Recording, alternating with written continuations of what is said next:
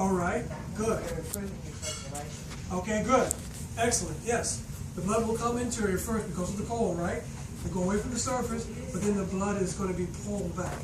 It's going to be drawn back, rather, by the blood wanting to warm that area up. So, that's going to help to relieve congestion in the head. However, let's say you have some abdominal congestion.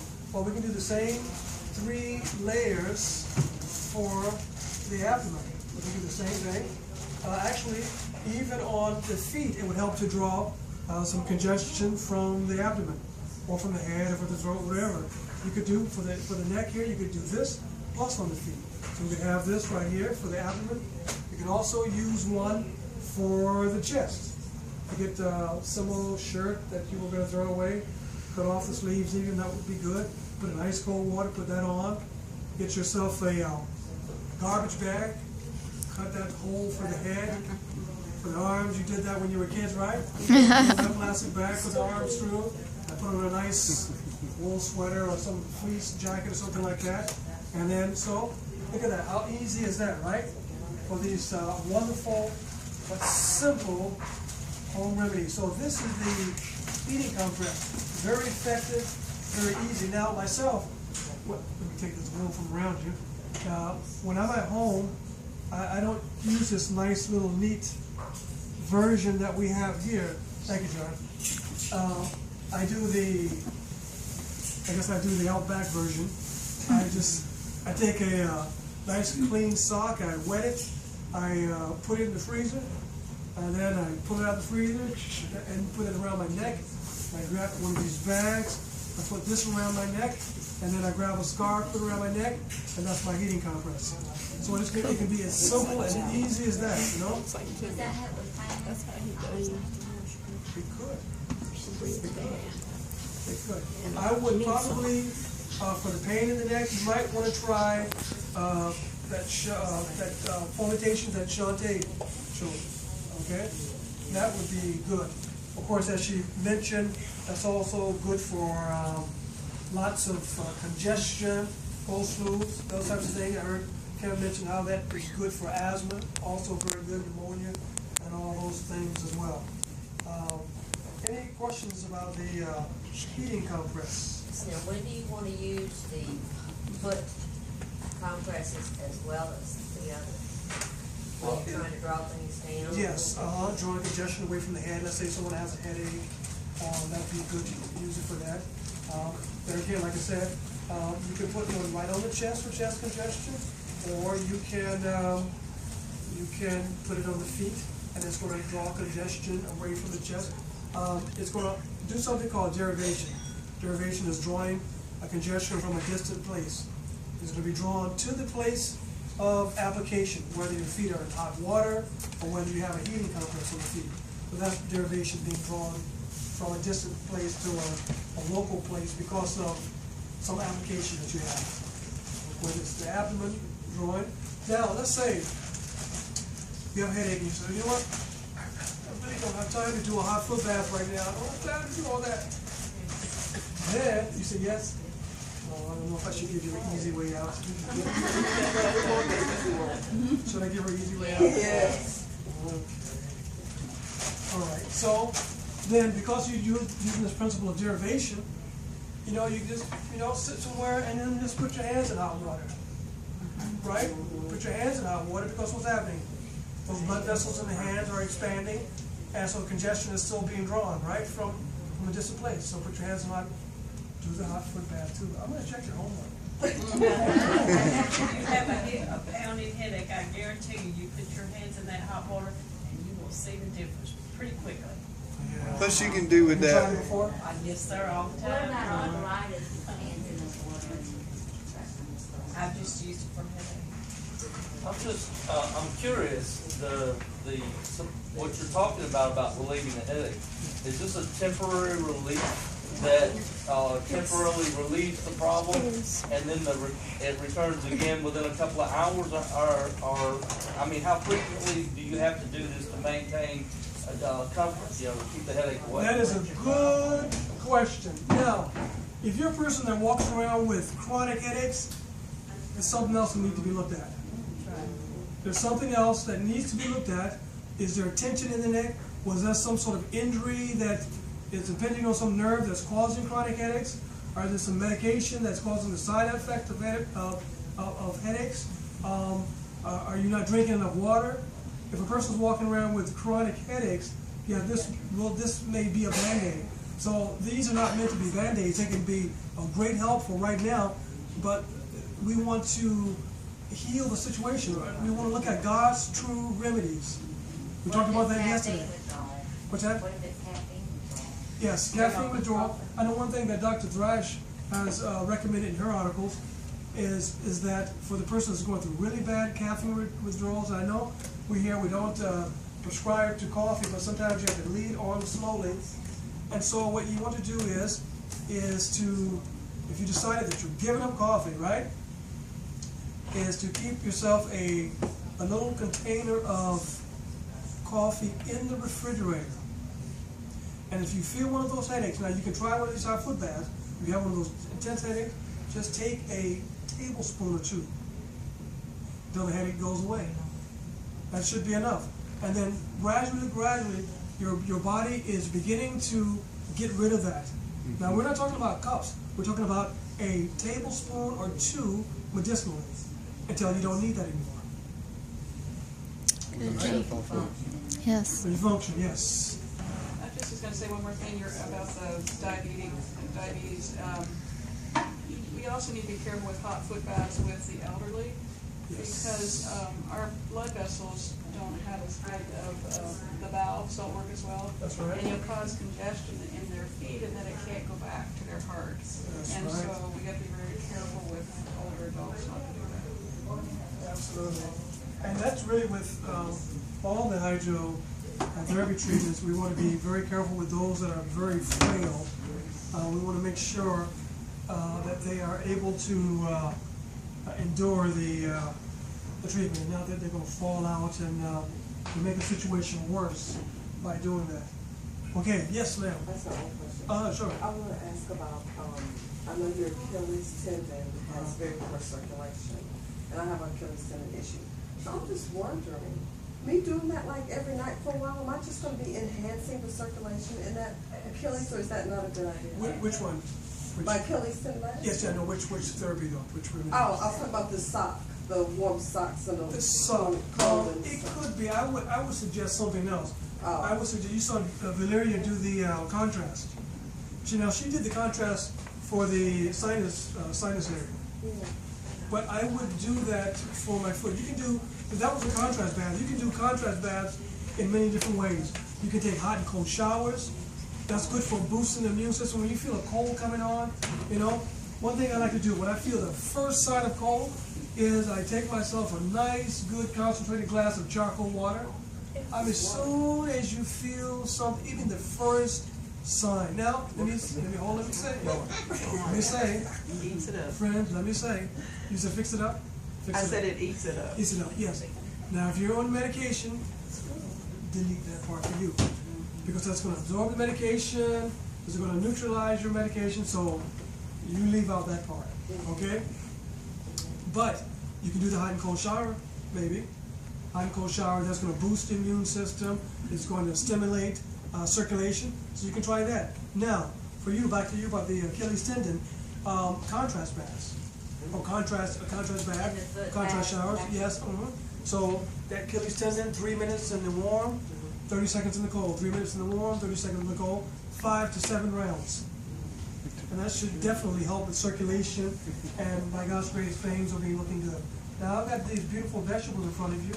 I'm going to do these 3, just a couple more remedies here, and then we're going to move on to where we'll be probably getting a closer, more intimate look at food. All right, and then probably a nice experience with some food that makes your mouth water. All right, so now, here we go. So far, so good. Everyone doing good so far? Yeah? How are we doing? Good. Okay. Now, think about pain. A lot of people are having to deal with pain, inflammation, and these types of things. One of our friends can be this wonderful, nice, lowly cabbage. It can be wonderful for pain. Now, it can be wonderful internally as well, because if you season it up right, it tastes so delicious, doesn't it? Yes, it does. I heard an amen. Amen. Now, but it can be good internally, medicinally too. Yes, by eating, because this is a cancer-fighting vegetable. The cruciferous vegetables are good cancer-fighting. By the way, do you know what that term cruciferous means? No? Oh, there's a clue right there. Crucified. That's right. Crucified. Yes. Yes. Okay. Crucified, yes. By cruciferous cross. The cross, right? It's amazing. So now let's say, oh yes, now internally, I was talking about internally. So cancer fighting, the cruciferous family is good at fighting cancer. We got the cabbage, we got broccoli, we got cauliflower, bok choy, all these are in the cruciferous family, and they have good cancer fighting agents. So it's good that we eat plenty of these without all the oil and the grease, you know, so you don't want to smother down the phytochemicals, right? Also, if someone has some peptic ulcers, you can juice this. Cabbage juice for peptic ulcers, for inflammation, internal inflammation, can be very good. Drink 2 to 4 cups a day of this will be good for peptic ulcers. So now, external pain. This could be very beneficial for someone with arthritis or some joint pain. Yes? Let's say someone has a bad knee. One of the gentlemen, can I use one of your knees? Anybody? Any one of you guys here have a bad knee or some achy? Oh, lots of hands.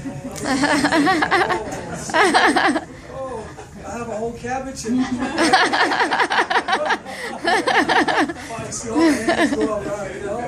I got lots of participation. All right. You come. You're close? Yes. And then we'll have to have, oh, okay, what you need? That one there. All right. So now, we just break off a leaf, right? And you see, you got these little veins in there. And so sometimes what we do is we just take it and put it on the table and then just roll it over with a rolling pin. Well, we don't really have to do that. We can take something and I don't want to scar up this nice table, so I'm going to use a plastic table. And then we just breaking the vein a little bit. And now I use that thermometer, it may not work anymore. But just breaking the veins a little bit. And so now, is it okay if I expose your knee? Sure. All right. So now, what I'm going to do here is I'm going to, let me borrow this chair for a moment here. If you can put your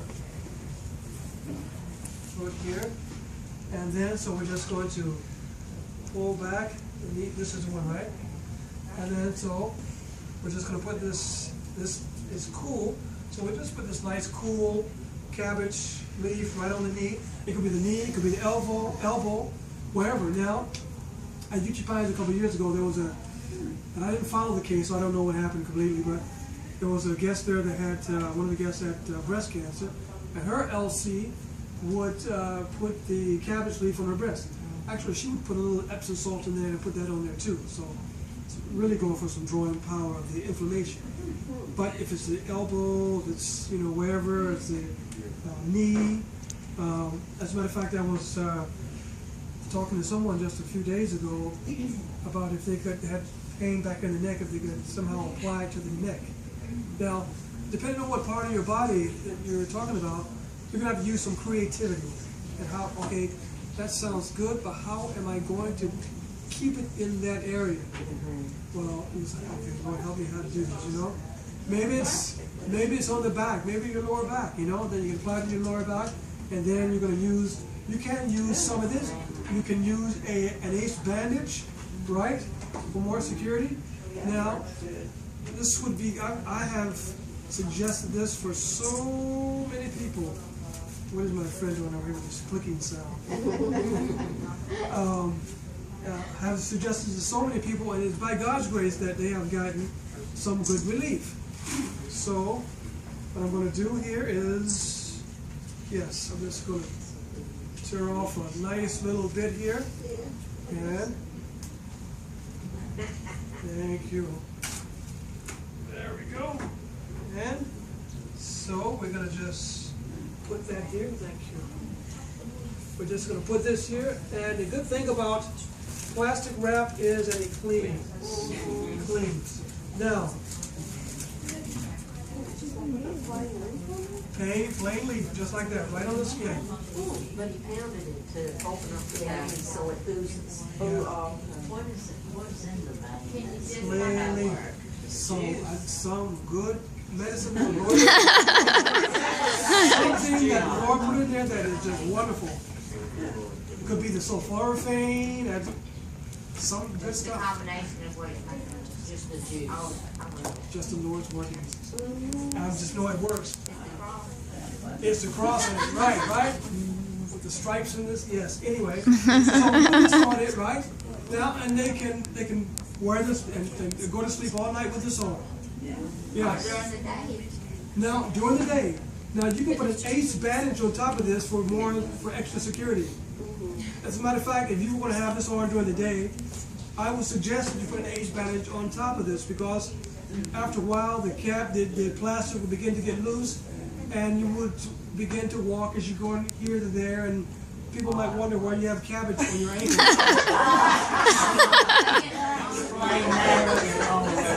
But then you can tell them what they can do. See, you're on it. There you go. A witnessing opportunity, Then you right? can tell them what they can do. Then you, Yes. well, then you turn around and just tell them that's lunch.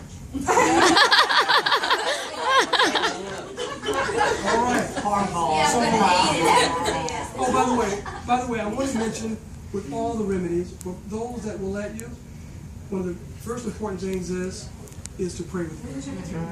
I didn't want to mention that. I didn't mention that from the beginning, but it's always good if you apply this. I don't care if it's just giving them a glass of juice or whatever. Ask the person, would you mind if I pray with you? I remember one of the health guests that I had at Uchee Pines. We get people of all different faiths. No faith. It's all different faiths.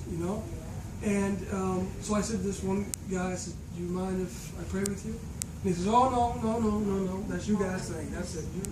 Okay. Well, I couldn't pray with him, but I could pray for him. I can pray for him, and before the session was over, he was praising the Lord and wanting to study Bibles. Amen. So we can't take our things and just say, oh, listen, this is the way it is.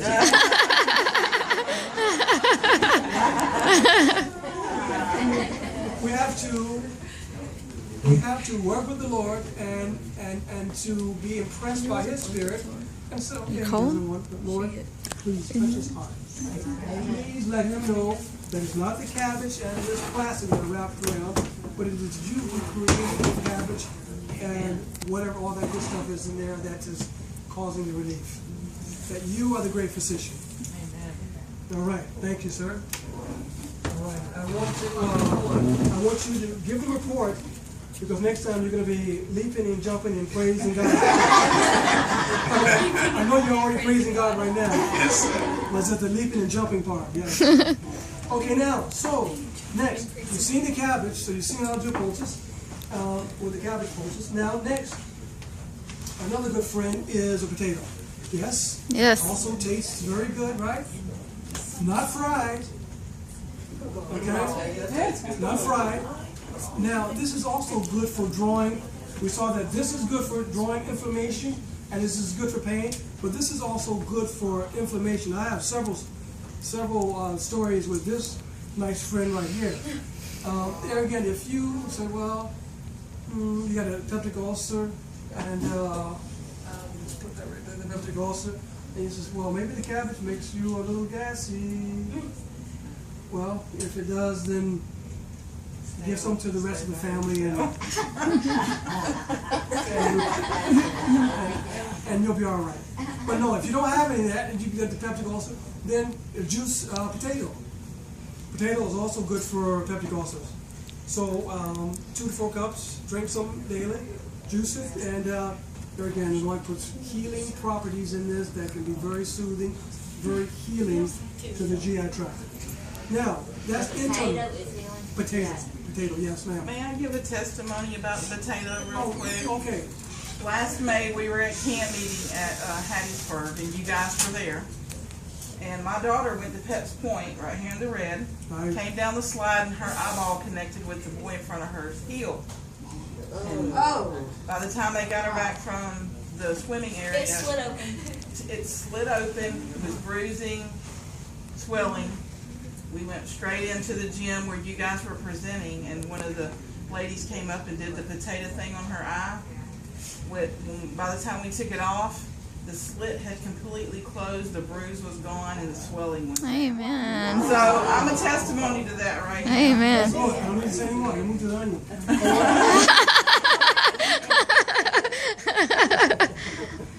All right. There again, like she said, it's good for bruises, bites, boils, burns, cuts. They just sliced it thin and put it on her eye. Yes. Speaking of the eye, there was a friend of mine. She was walking inside of a store or a bank or someplace like that, and the floor was slippery, and her feet went from under her up in the air, and she fell and hit the back of her head. Hit the back of her head so hard that it damaged her left eye. She had to have surgery. Yes, the impact, and she had to have surgery. Well, they had to put some sort of, I don't remember all the details, but they had to put some sort of balloon or something behind her eyeball. And so for the first month, her daughter had to put some expensive eye drops in her eye. Something like 600 drops a day, or maybe it was 60, I don't know. A lot of drops a day. So whenever she was up late or whatever, her eye began to get puffy and baggy. So we were in California, we were doing some health seminars. So a couple nights after it was all over, we had some cucumber, and we know how good that can be for making the eye feel refreshed, the face and all that. So we sliced a couple of cucumbers, slices, and put those in her eyes. She felt refreshed in the morning. Well, this particular night, she said, Ron, we don't have any more cucumbers. You got anything? And Lord, and I give all the credit to the Lord, Bing, he put this right in my head. Potato. I think I had just demonstrated that night. I talked about it, and so, potato. So I sliced it very thin, like you're all saying, and she's one of those persons that wears the night blinders so it can cut out all the light. And sliced it real thin, like we're going to make a potato chip, maybe a little thicker, put that over her eye. In the morning, her eye felt much better, and she showed me the potato, and it had turned black from drawing inflammation. So she tried that 3 nights in a row, and she said her eye felt the best that it had felt since before she had the accident. So this is wonderful drawing power. Another incident is when I went camping with some friends, and you got that fire ring where you make the nice big blazing fire. Well, we were packing up, getting ready to leave, and we're putting out the fire and all that. And the friend accidentally burned her finger on the side of that fire ring. And we had some aloe vera, and she was putting the aloe vera, and that, aloe vera is good for burns. But it would last, she burned herself pretty good, but the aloe vera would last maybe a couple minutes, and then the burning would come back. So we took a piece of potato and peel around until you have that one connected piece, and I wrapped that around their finger and some saran wrap, right, and held that on there, and the potato brought lasting relief, much longer even than the aloe vera. So that's 2 stories. My third and last story for this one right here, I was in Bahamas a few years ago, and doing some health seminars, and there was a pastor took me to meet this man who was in his bed, and the man had type 2 diabetes, really bad. He was in his bed, and he had one leg amputated, and the leg that was left, it was looking very ulcerated, very inflamed, and his son was there, and the son said that the leg that had been amputated 4 years earlier was actually the good leg. And so now this leg is looking like it could just go any hour. So look at this leg here, and I went in the kitchen with his son, and I got maybe, 3 or 4 potatoes on a big bowl and a grater, and I began just grating the potatoes, grating all the potatoes until I had this big bowl full of grated potatoes. So him and his son and I, we went back to the bedroom where he was, and I got some plastic wrap. I began to pull out long sheets and put them, you know, under his leg. His leg is this way, and put the plastic under there in layers like this, and to lift the leg up and begin to take those shredded potatoes and place them all under his leg, put the leg down, and just smothered his leg in those potatoes and wrapped the plastic all around. Had his son to continue to do that for several days, and it began to draw that inflammation. The leg began to look better and better. So it is. Now, however, with these though, remember we have to also make sure that we're following those basic steps to abundant health. Otherwise, what we're really using is a Band-Aid. Amen. Now, the reason that the leg got the inflammation, the reason the leg began to look ulcerated, if we're doing the potato but still putting those things on the inside, then we just might as well just fry it. No, not fry it, but just eat it. You know, we want to work on the inside and the outside. We want to work both ways. We want to get rid of the Band-Aid mentality, right? All right, so the miracle You wonder. gotta stay live long enough to get, I mean, that will save your Well, blood. At least after a few days, it began to look much better. I didn't follow up. I don't know what happened months later, or that was several years ago now. Give you a chance to apply it. Those To are- get the knowledge and apply the. That's right. To do those other things. Right, and that's an opportunity to do that. As you learn more, then we want to apply more. Last but not least, onion. Onion, we know that it makes the food taste good. Antibacterial, antiviral, antifungal. Sometimes it can be antisocial. But there again, give some to everyone. Everybody. Give some to everybody, and you cancel out everyone, right? Everyone cancels each other out. It'll be one big happy family, right? This can be so good. You can just slice a piece of onion and just put it in the room and help to draw some of the bad smells and toxins out of the air, you know? Just out of the room. That doesn't mean you can just join a bunch of toxins and let it drawn out, right? So this can help. You can put this, you know, just slice it, put it there. If it's got some yucky stuff, some pollutants, some toxins in the room, you can slice that and do that. That's the same thing in the refrigerator. It smells up everything. Yeah, well, you can use almond with baking soda for that, you know? Yeah, To but draw they it out. say Just- don't put the onion in the refrigerator and then use it because it's Yeah, it probably be good to absorb toxins. put it in a Ziploc bag or something like that, you know? That'd be better. But this can be good for, even, people use this for earrings, you know? They can slice, and you can put it in a little sock or something, or wrap it in a piece of paper towel and put that by your ear. That helps to maybe wrap a little handkerchief or something around to draw that pain out. Now we know that olive oil with garlic is also good for drawing pain. And you can just take maybe 2 or 3 loaves of garlic and crush that up, and then pour a little olive oil on it, and let that sit around for a couple of weeks and strain the garlic out. And then you keep some garlic oil. Garlic oil can be very good.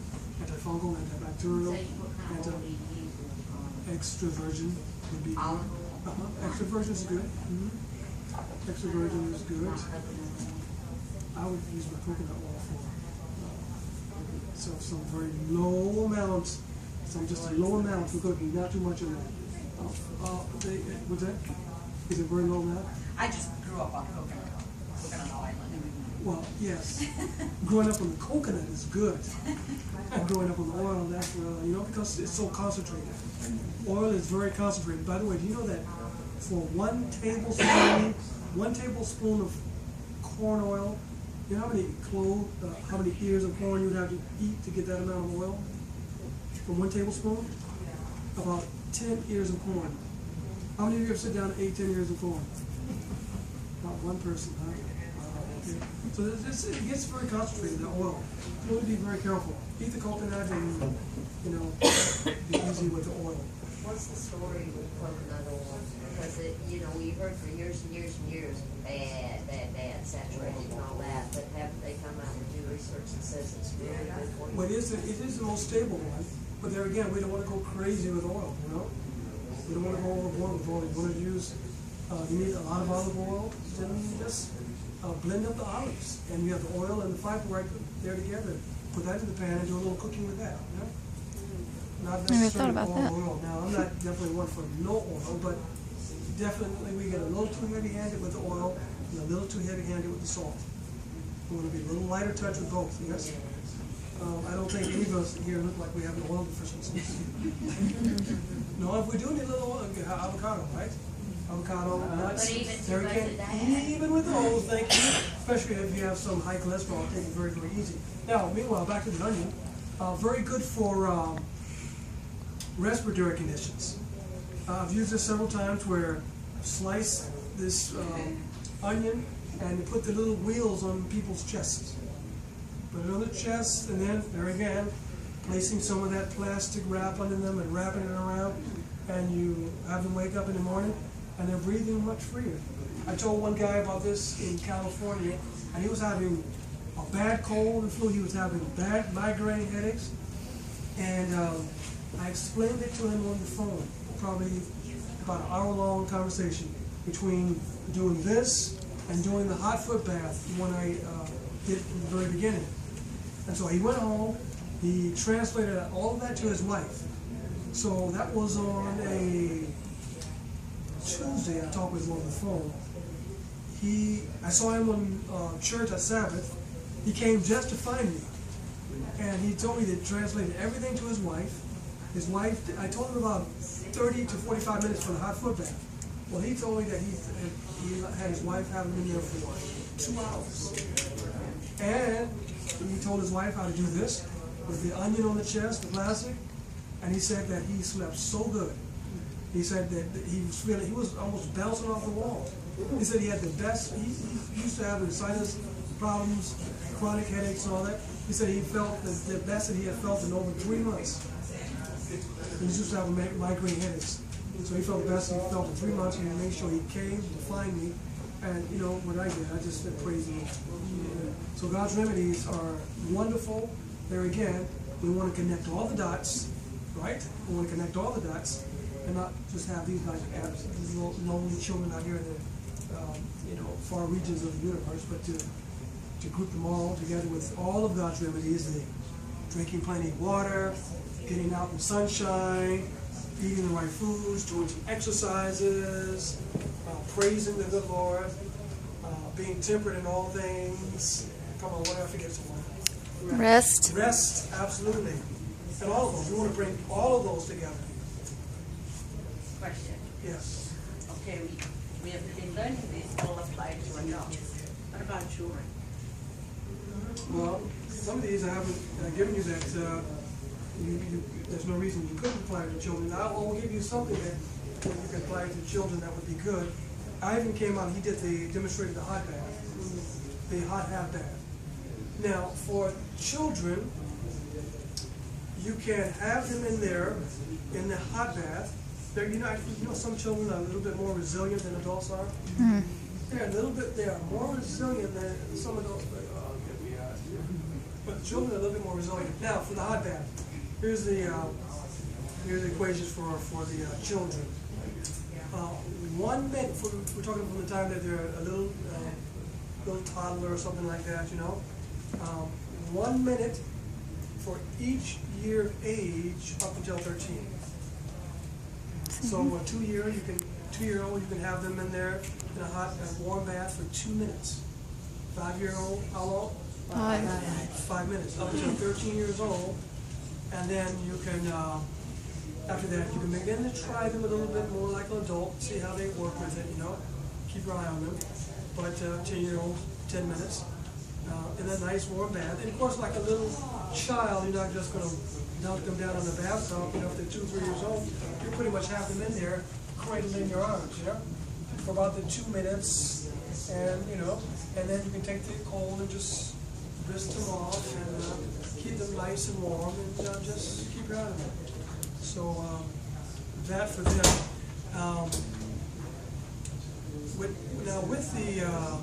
I know this one mother I met in Hawaii. Whenever her daughters got fevers, the thing that worked for her, she said that she would always give them a charcoal enema. Wow. She would give them a charcoal enema, and she said it would bring down the fever. Mm-hmm. So that worked for her. There again, charcoal users, if you're on medication, then go the opposite direction. Because we don't want to lower down anyone's medication, and that may cause more harm than good. All right. Yes. I noticed everybody's taking notes, and there's a lot of really great information here. But do you guys have this material in a book that we can purchase? Yes, we have some materials right there on the table, in the tables in the next room. Okay. Yeah, there's some simple remedies. We have one called God's Healing Way. There's several back there. I appreciate it. Cookbooks and things of that nature. I didn't bring anything to take notes, so I'd like to maybe get something taken home with me. Okay, sure. All right, friends, any more questions? Does it matter what kind of onion? No. It can be red onion, white onion. By day? I don't know about that. That's kind of sweet. That's what I'm thinking, that's what I wondered. I don't know about that. I've never tried it with Vidalia. I would eat my sweet onions and use the. Yeah, eat the sweet onions and use the gin. I've seen recently that people using a slice of onion on their foot and wrapping it around. I mean, I forgot exactly what the cure. Oh, yeah. Yeah, maybe they had some sort of inflammation or some wound or something that they were trying to adhere. Doesn't it How draw looking ready? toxins out? Okay. Yes. Doesn't it draw the toxins? Yes, absolutely. The I foot. had a thought, and I'm just curious about you were talking about the onions and respiratory situations and clearing up sinuses and things like that. I have sleep apnea, and I sleep with a breathing machine on. I wonder if I diced up a little bit of onion and put it in the vapor part of the machine so that that's in there, and the vapors of that is going into the sinuses. I wonder how positive of an effect that might have. Well, yeah, I don't know, with the CPAP machine, I don't know if I'd have you have that in there all night like that, It might irritate being that close, that confined in the tube, Right. That might be a little overkill. Overkill, okay. Yeah. I'm good at overkill. Yeah.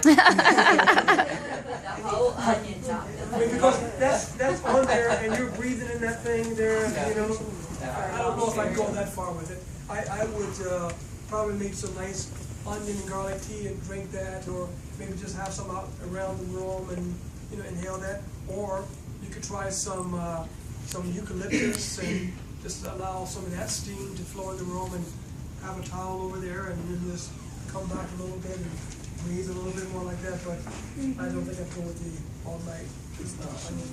Okay.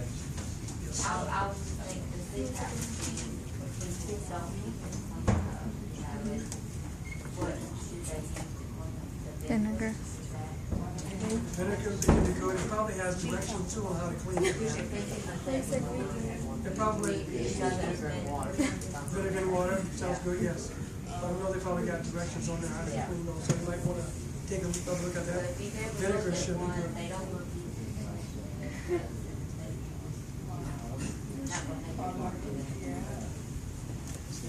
Well, probably at least a couple of times, maybe 2 or 3 times a week. I clean mine at least 2 or 3 times a year. That's why you got I prefer that one to Kenny.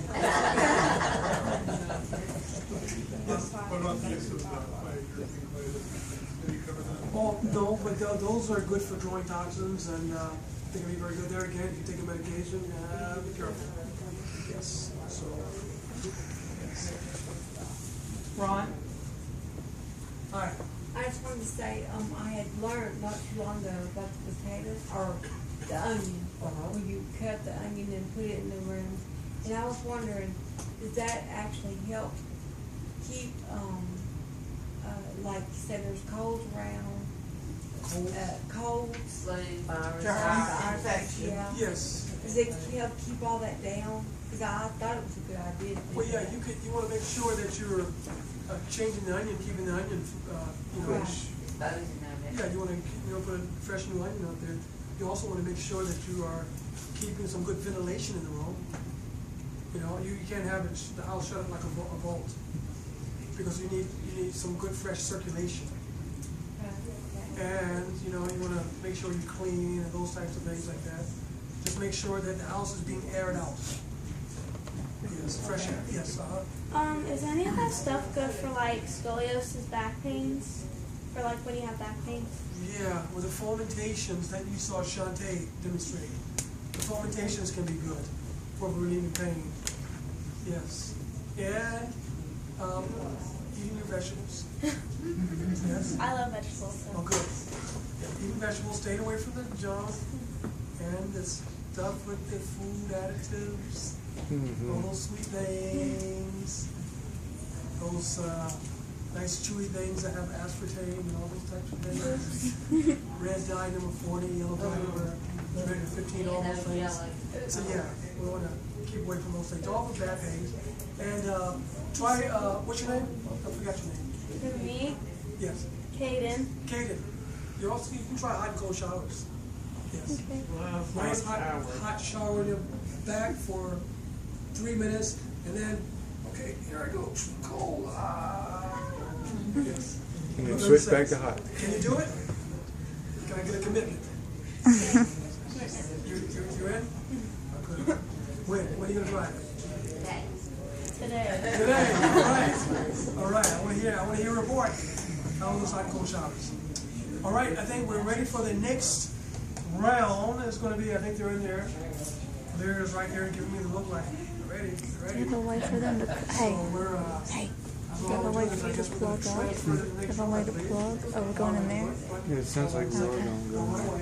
I thought maybe we were gonna All right. Well, I guess.